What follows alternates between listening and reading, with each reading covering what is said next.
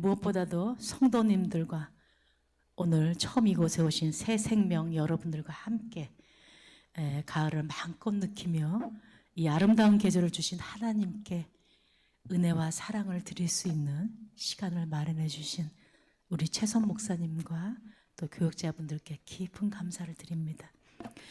먼저 제가 누군지 모르시는 분들께 제 노래 가을 사랑으로 먼저 이 시간 함께 하도록 하겠습니다.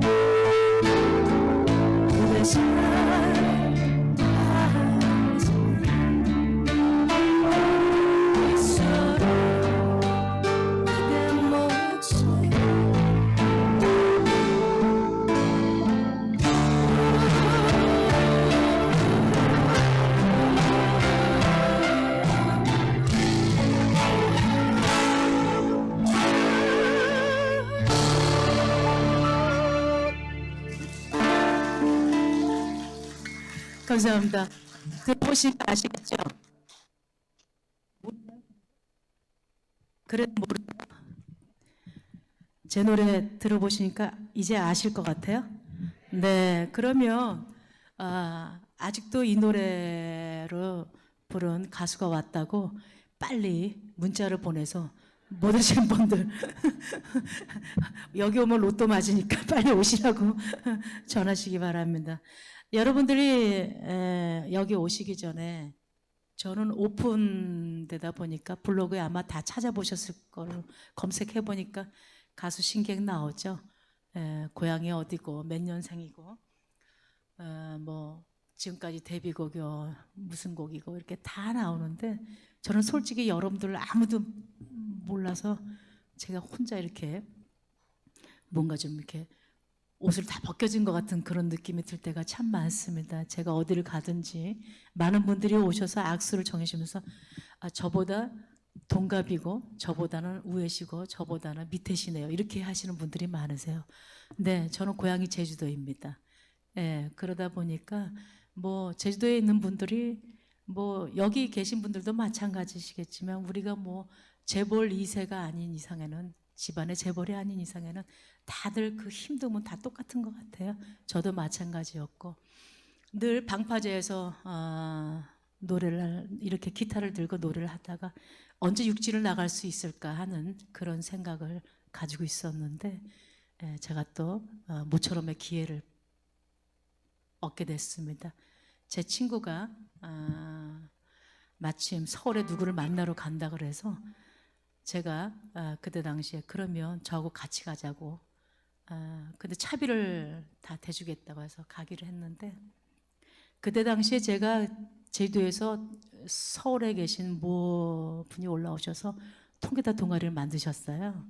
그래서 제가 제주 MBC의 별이 빛나는 밤에라는 그 프로에 매주마다 출연을 해서 그때 PD 선생님께서 말씀하시기를 네가 서울에 가면 꽃잎과 약속과 쉘브르가 있는데 이곳에서 혼자서 이렇게 있지 말고 한번 네 자신을 한번 시험해보라 해서 제 친구가 마침 간다 그래서 그러면 우리 이왕이면 명동에 한번 가보자 그렇게 해서 명동에 갔습니다. 근데 마침 쉘브르라는 곳에서 쉘브르라는 곳에 가서 갔는데 마침 또 그날 오디션을 보고 있는 거예요. 근데 제가 기타를 안 가지고 갔잖아요. 그래서 거기 있는 분한테 기타를 빌려서 나뭇잎 사이로라는 노래 아시죠? 나뭇잎 사이로와 제가 만든 곡을 해서 합격을 받았습니다. 그래서 상금 3만 원을 받고 친구하고 그때 당시엔 큰 돈이죠. 친구와 그 돈을 받고 차비까지 하고 제주도로 내려왔죠. 근데 어느 날 그때 당시에 이종환 선생님과 이태원 선배님과 권태수 선배님이 심사를 하셨는데 그때 이태원 선배님이 전화가 와가지고 이종환 선생님께서 시간을 만들고 계시는데 혹시 올 생각이 있느냐 그래서 그때 마침 저희 어머님께서 말씀하시기를 두 동생들의 학업을 위해서 먼저 육지로 가자. 그래서 저 먼저 올라가라 그래서 제가 명동 쉘브르에 가기로 하고 제가 먼저 올라왔죠. 그때가 82년도입니다. 82년도에 명동 쉘브르에서 시작을 했고요. 그때 당시에 같이 함께했던 박강성 씨가 자기가 신인 때라 앨범을 내는데 그 회사에서 신인 가수기 때문에 독집 앨범을 못 내고 옴니버스 앨범을 내자 그래서 함께 참여하겠냐 그래서 제가 그때 당시에 참여를 해서 사랑 그리고 이별 가을 사랑을 부르게 됐습니다. 근데 그때 당시에 박강성 씨가 하는 얘기가 자기 노래가 타이틀인데 그래도 괜찮겠냐 그래서 그래도 괜찮다고. 왜 그러냐면 제가 나중에 결혼을 해서 아이를 낳으면 그래도 엄마가 노래를 했었다는 얘기를 하고 싶었어요. 그냥 추억으로 음반을 냈는데 박강성 씨보다 사랑 그리고 이별하고 가을 사랑이 먼저 뜨게 됐습니다. 그래서 이렇게 여러분들 앞에 나와서 노래할 수 있게 됐고요. 제가 30대 후반이 됐을 무렵에 딱 39이었죠. 세상 사람들이 얘기하는 그 9수. 저는 믿는 사람으로서 9수는 겪지 않으리라고 생각하고 그때 당시에 정말 열심히 노래하고 노래하는 만큼 돈도 많이 벌었고요. 자유로운 생활과 시간을 만끽하면서 즐거움에 취해 있을 때 갑자기 무대 위에서 제가 노래하다가 끊어질 듯한 통증 때문에 무대에서 기어다시피 해서 내려왔던 적이 있습니다. 그때가 내 나이 39이었습니다. 그때 디스크와 담석증이 한꺼번에 와서 한 달 만에 전신 마취 3번 그리고 디스크 수술 3번을 했음에도 그 의사가 불치환자로 저를 판명을 받고 퇴원을 시켰어요.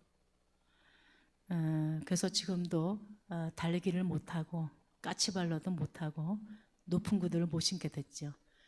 그래서 지금 여러분들께 이렇게 감히 운동화를 신고 이렇게 와 있습니다. 한간에는 그때 당시 미사리의 통기타 가수들이 한참 유행할 때 소문이 어떻게 돌았냐면 제가 노래를 못하게 휠체어 신세가 됐고 한간에는 또 죽었다는 소문까지 돌았더라고요. 그때 마음과 몸과 영혼이 정말 피폐해서 제가 갈 곳이 정말 이대로 끝인가라고 생각을 했었는데 처음으로 하나님께 무릎 꿇고 기도를 했습니다. 무슨 기도를 했냐면 주님 제발 제가 노래할 수 있게 목소리는 제발 가져가시지 말라고 그렇게 말씀을 드렸습니다. 그래서 이때부터 주님의 간섭이 서서히 시작됐던 것 같습니다. 공고한 날에는 반드시 되돌아보아라. 하나님을 떠났더니 고통이더라. 하나님의 길을 궤도이태를 했다면 속히 돌아와서 주님께 기쁨을 받아라. 모든 환경도 주님이 관장하신다. 이렇게 해서 여러분들께 돌아와 돌아와 라는 노래도 있지만 그때 당시에 제가 처음에 정말 여러분들께 제가 그때 당시에 한창 마음속에 찬양에 있었던 게 뭐냐면 내 영혼이 은총이 보라는 찬양 아시죠? 찬송가 495장에 있습니다. 이 495장에 있는 찬양으로 여러분들과 함께 하도록 하겠습니다.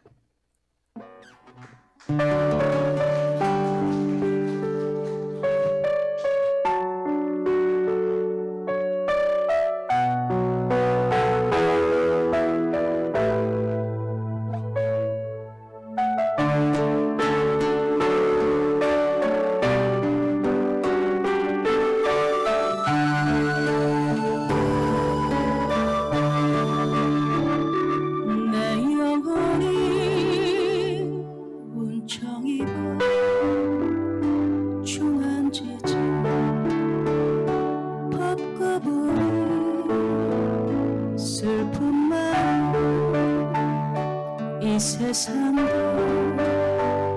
천국으로 화하도록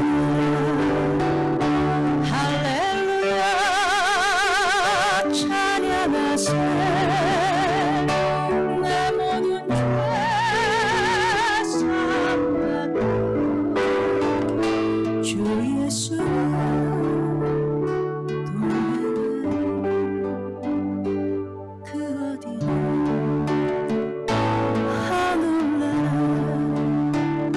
주의 얼굴 뵙기 전에 멀리 뵙고 하늘나라 내 맘속에 이루어진 날로 나 가깝도록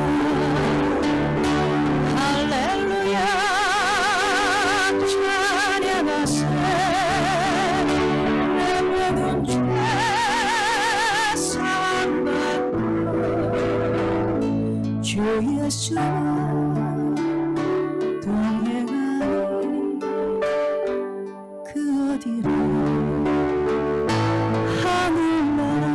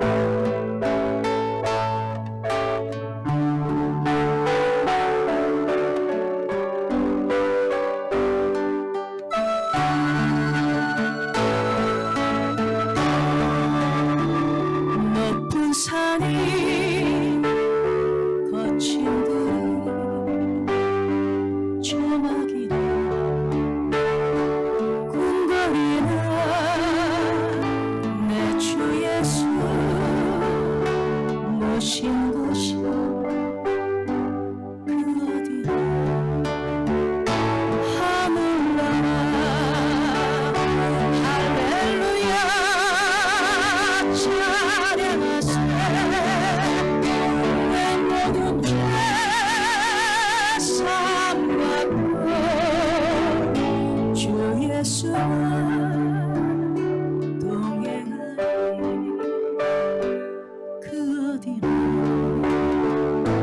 하늘나라 할렐루야 찬양하세 내 모든 죄 사함받고 주 예수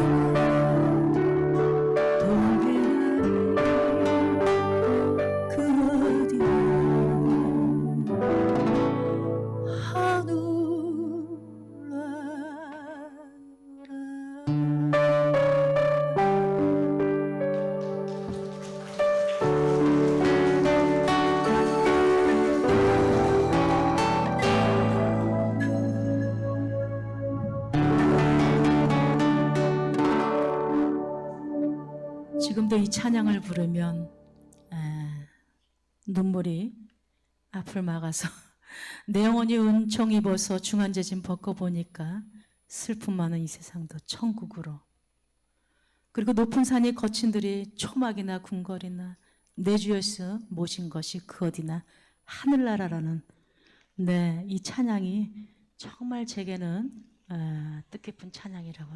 근데 여러분들도 이 찬양을 부르시면서 그런 느낌 똑같이 받으셨으리라 생각합니다. 그리고 그 후에 이제 제가 빨리빨리 진행하니까 여러분들 귀담아서 잘 들으셔야 돼요. 제 일생을 얘기하자니까 지금까지 살아온 게 그래도 조금 나이가 됐어요. 그러다 보니까 이 시간 안에 다 여러분들께 못 다 해드릴 것 같아서 빨리빨리 진행을 하려고 합니다. 2002년도에 지금의 우리 고성태 집사님을 만나서 결혼을 하게 됐습니다. 그때까지 나의 육신과 영혼은 온전치 않았죠. 신랑 또한 승승장구하던 사업이 가장 어려운 고비에 있었습니다. 아마도 우리 두 사람의 만남은 서로가 승승장구할 때보다 자존심을 꺾고 경제적인 어려움을 겪으면서 육체적인 고통까지 주시면서 주님이 우리 두 사람을 위해서 오랫동안 준비하고 예비하신 선물인 걸 알게 하시려고 이토록 먼 길을 돌아오게 했던 것 같습니다. 그러던 어느 날에 우리 고성태 집사님도 뇌출혈로 큰 수술을 받게 됐습니다. 하나는 터져서 제거하고 두 개는 혈관이 부풀어서 클릭가망을 씌우는 큰 수술이었습니다. 아마도 하나님은 우리 부부의 예배가 진정하지 않고 아직도 많이 부족하고 우리 앞길을 주님께 온전히 내려놓고 순종하면서 훈련 속에서 조금씩 무릎을 꿇고 주님께 나오기를 원하셨던 것 같습니다. 왜냐하면 그 어려운 수술 속에서 저의 신랑을 살려주신 것은 분명히 기적이었기 때문입니다. 왜 그러냐면 같은 수술하신 분은 돌아가셨거든요. 회복 중에. 우리가 광야라고 부르는 곳을 하나님을 훈련장이라고 하십니다. 우리가 고난이라고 생각하는 것은 하나님은 성화라고 말씀하십니다. 우리가 환난이라고 하는 것을 하나님은 만남이라고 부르십니다. 우리가 이 어려움에 처한 그때가 하나님이 가장 가까이 계실 때입니다. 아멘. 시편 46편 1절에 보면 하나님은 우리의 피난처시여 힘이시니 환난 중에 만날 큰 도움이시라고 하셨습니다. 믿으시죠? 그래서 이번에 들려드릴 얘기는요, 내가 아는 예수님입니다. 내가 아는 예수님은 부모님과 같다고 저는 생각이 듭니다. 왜? 제가 잘못했을 때 매를 드시고 남몰래 뒤돌아 눈물을 훔치시면서 나를 위로해 주시는 분이십니다. 정말 내가 잘했다 칭찬받을 만큼 잘한 것도 없는데도 늘 나를 칭찬해 주시고 격려해 주시며 나의 어깨를 포근히 감싸 안아 주시는 분이십니다. 내가 아는 하나님은 방황하고 힘들 때 내가 이제는 하나님도 예수님도 아무도 내 곁에는 아무것도 없다고 몸부림칠 때 우리와 같은 목소리로 내 몸과 영혼을 흔들어 깨워주시는 분이십니다. 그러니 이 사랑을, 또 이 은혜를, 이 감사를 우리가 무엇으로 보답할 수 있겠습니까? 제가 다른 점이 있다면, 또 우리에게 다른 점이 있다면 우리는 부모님을 선택해서 만날 수는 없지만 하나님과 예수님을 만나는 것은 충분히 우리가 선택할 수 있습니다. 우리의 선택이 정말 중요한 것입니다. 하나님은 늘 그 자리에서 우리를 기다리고 계시는데 우리는 정말 이 핑계 저 핑계 대고 애써 외면하면서 받아들이지 않고 있습니다. 그래서 우리에게 뭐가 필요해요? 기도가 필요합니다. 우리 모두는 하나님의 장기적인 계획에 들어가 있지만 결코 순탄치만은 않습니다. 일이 있을 때마다 눈물로 기도를 드리죠. 그러다가 해결이 되면 언제 그랬냐는 듯이 기도를 멀리 합니다.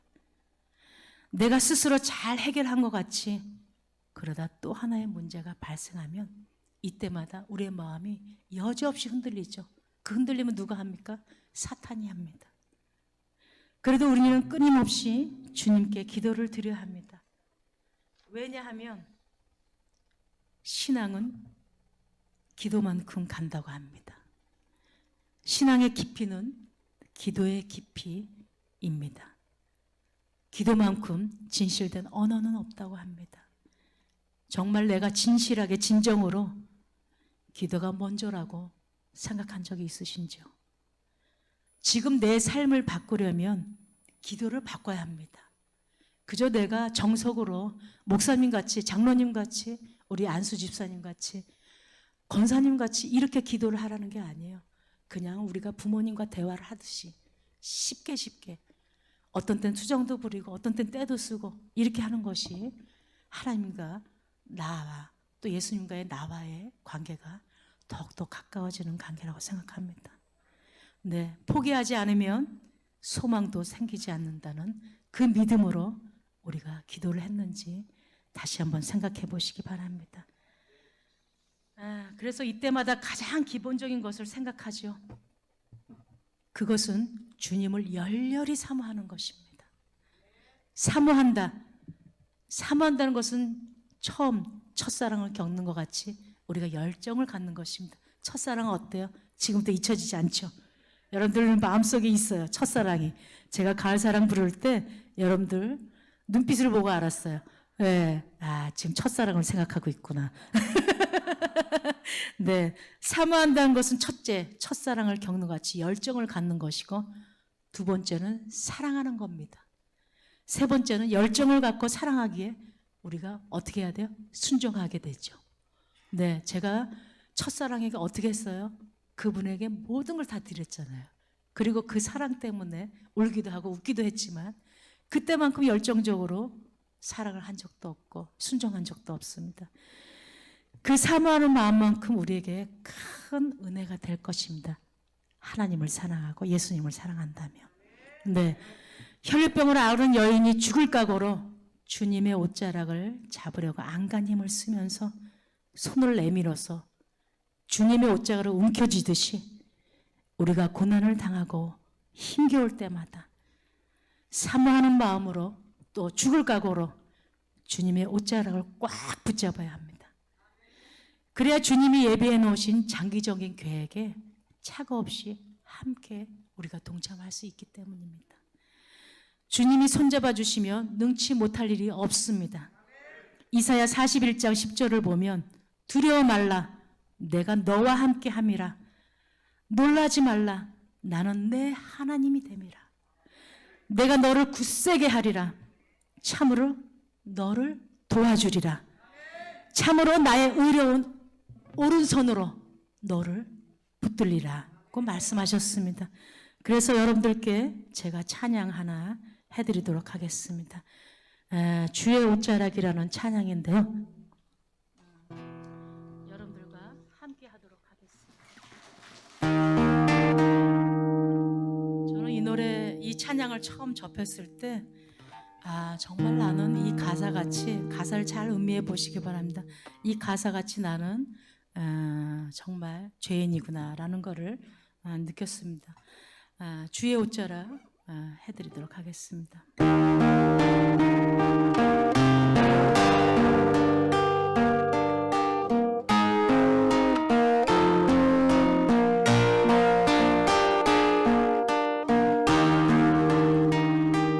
주님의 손길 간절한 여인처럼 주의 옷자락 잡고 섬기게 하옵소서.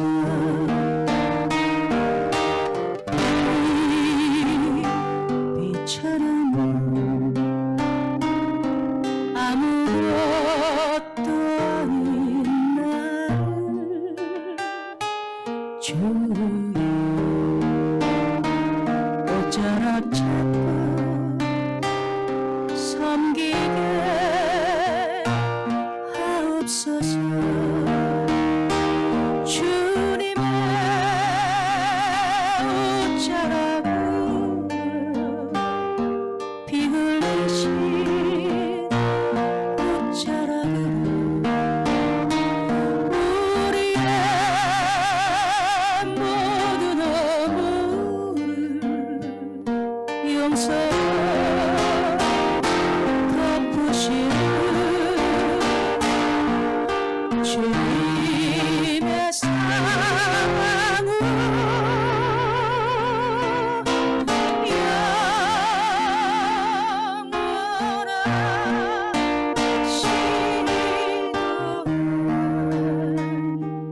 주님의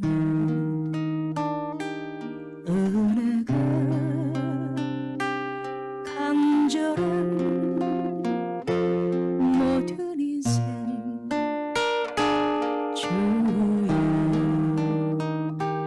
옷자락 잡고 섬기게 하옵소서.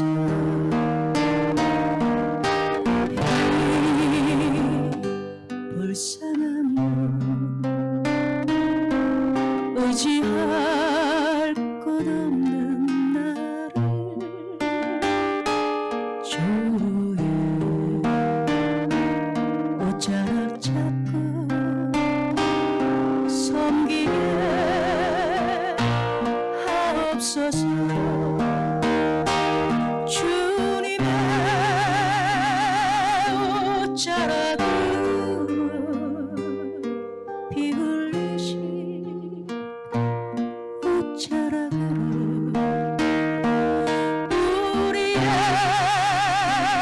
모든 허물을 용서로 덮으시는 주님의 사랑으로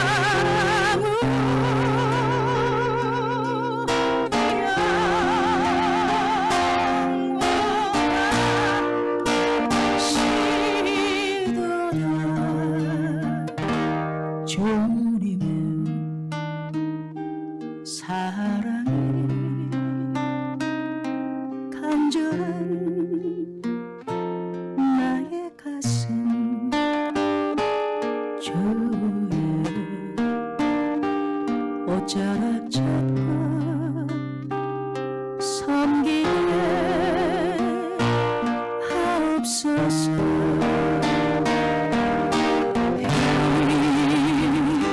죄 많은 용서받지 못할 날 주의 옷자락 잡고 섬기게 하옵소서. 주님의 옷자락으로 피 흘리신 옷자락으로 우리의 모든 허물을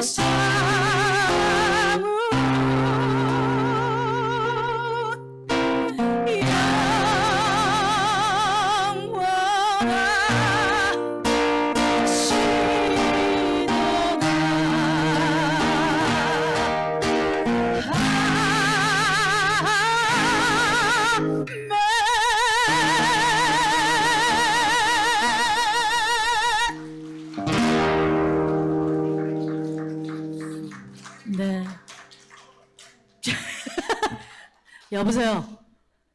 주의 옷자라 가사를 잘 들으실까 무슨 앵콜이. 네, 감사합니다. 고맙습니다. 네, 이렇게 찬송 중에도 우리가 처음에 나오시는 분들은 말씀으로 은혜 받기가 참 어려운데 이렇게 찬양으로 또 찬송으로 우리가 충분히 말씀을 대신 전할 수가 있어요. 그래서 오늘 우리 집사님 어떻게 되세요? 성도님이세요? 네, 집사님. 우리 젊고 멋진 집사님 앵콜 부르시는 거는 정말 주님이 함께 하시는 거예요. 네. 어느 목사님의 말씀을 인용하자면요. 야고보서 1장 6절 말씀입니다. 오직 믿음으로 구하고 조금도 의심하지 말라. 네, 의심하는 자는 마치 바람에 밀려 요동하는 바다 물결 같다고 야고보서 1장 6절 말씀을 우리 어느 목사님이 말씀 인용해 주셨는데요. 하나님께 구할 때는 반드시 응답해 주신다는 확신을 가지고 구하십시오. 의도하는 마음은 바람에 밀려 파도치는 물결과 같아서 침체성이 없다고 현대어 성경은 말하고 있습니다. 하나님께 대한 기도는 반드시 응답됩니다. 기도할 때 보통 우리들의 기대하는 바를 주님께 아뢰입니다.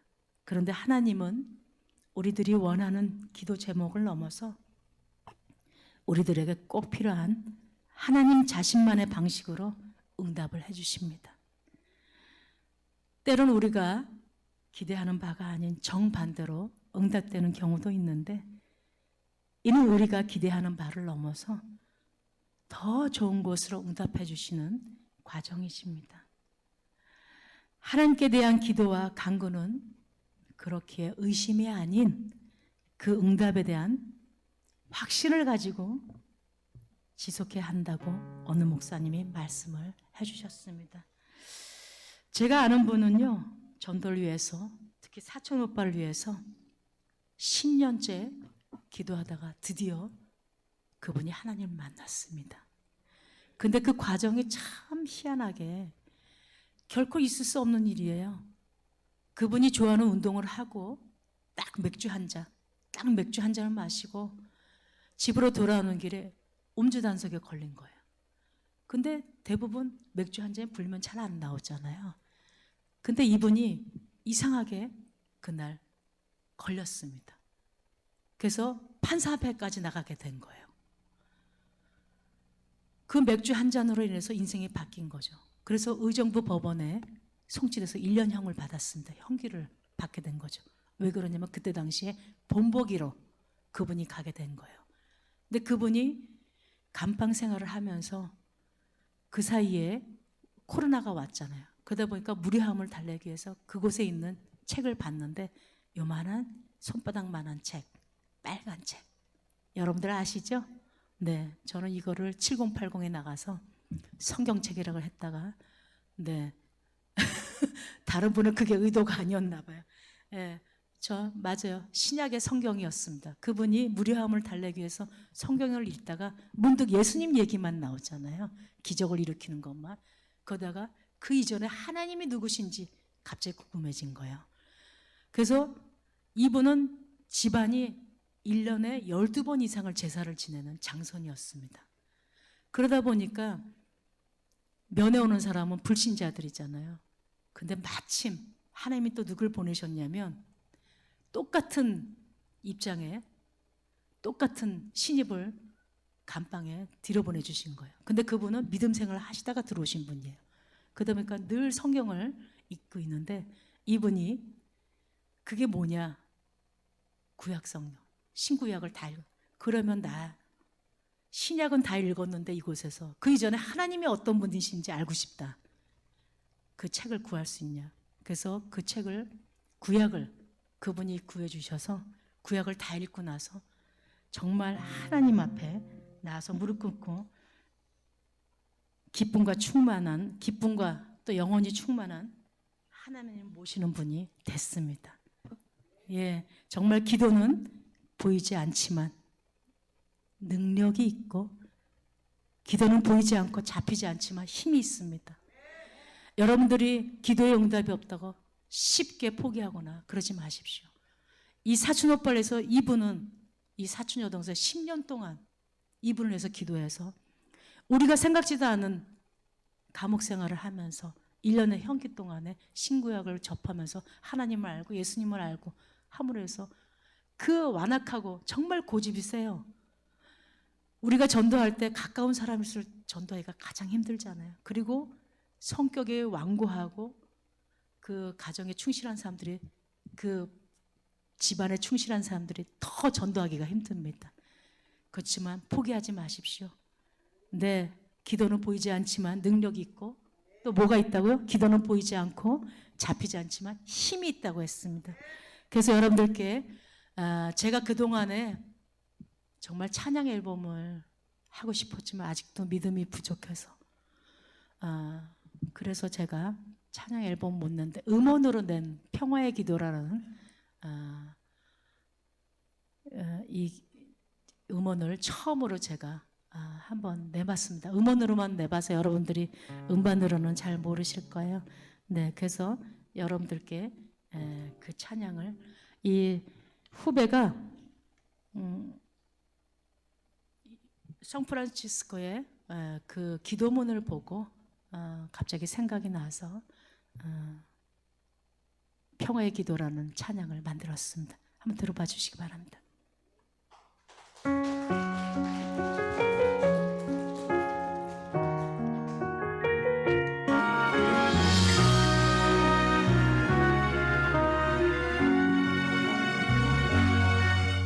난 이제 알았죠.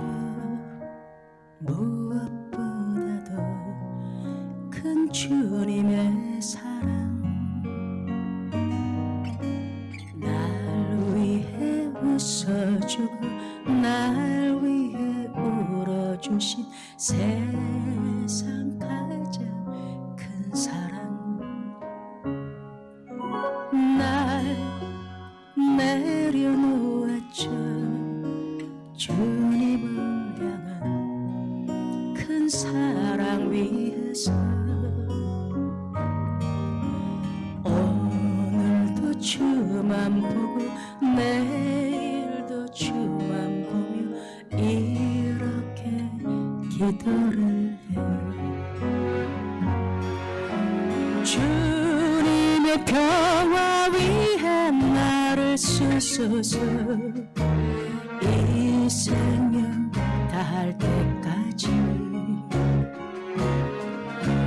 주님의 평화 위해 나를 쓰소서. 아주 작고 약한 힘이라 해도 오 하나님, 나를 주님의 평화에 도구로 삼으소서. 오 하나님, 나를 주님의 평화에 도구로 삼으소서.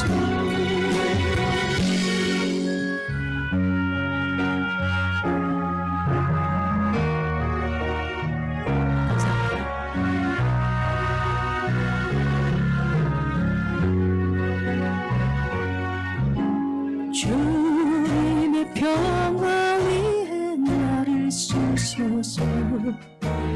이 생명 다할 때까지 주님의 평화 위해 나를 쓰소서. 아주 작고 약한 힘이라 해도 오 하나님, 나를 주님의 평화에 도구로 삼으소서. 오 하나님, 나를 주님의 평화에 도구로 삼으소서. 다시 한번. 오 하나님, 나를 주님의 평화에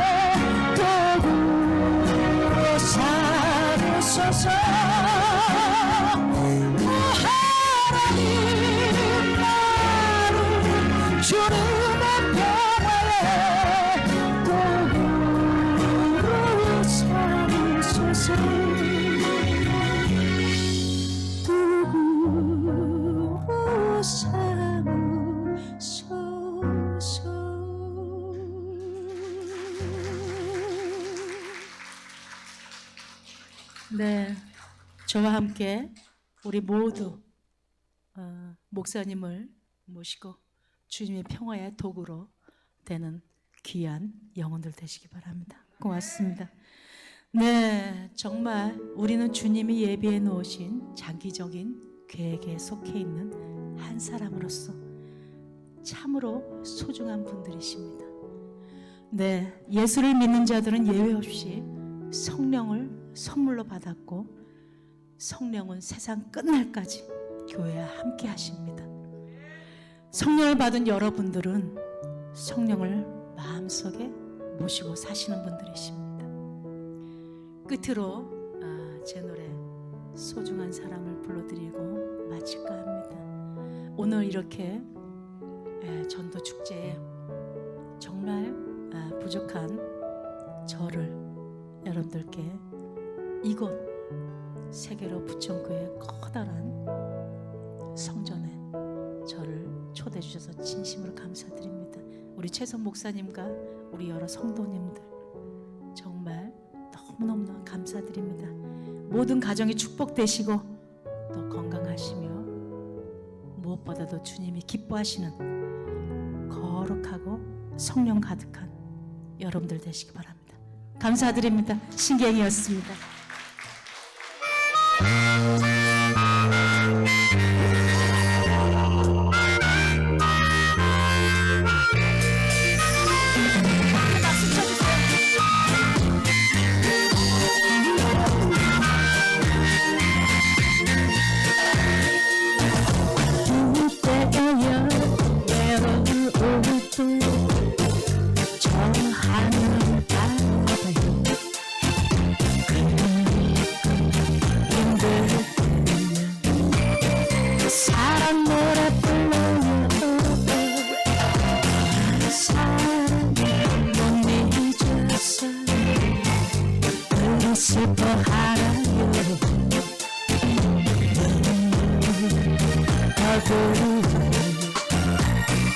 그대 웃어봐요.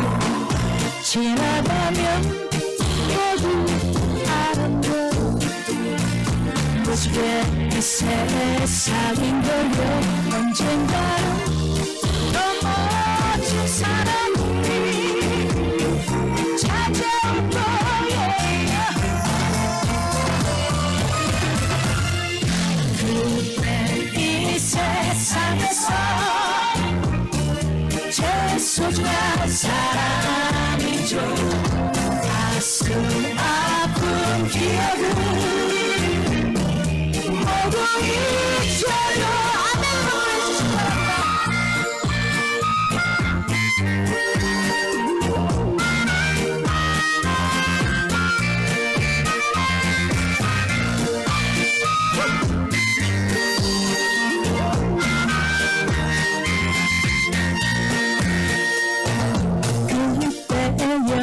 서부를 때 저 거울을 바라봐요. 그 모습 정말 소중한 그대가 있어요. 지나가면 모두 아름다운 모습의 이 세상인 거요. 언젠가는 더 멋진 사랑이 찾아올 거예요. 그댄 이 세상에서 제일 소중한 사람이죠. 가슴 아픈 기억은 모두 잊어요. 그댄 이 세상에서 제일 소중한 사람이죠. 아름다운 그대는 소중한 사람. 옆에 소중한 사람. 옆에 함께 해주세요. 소중한 사람.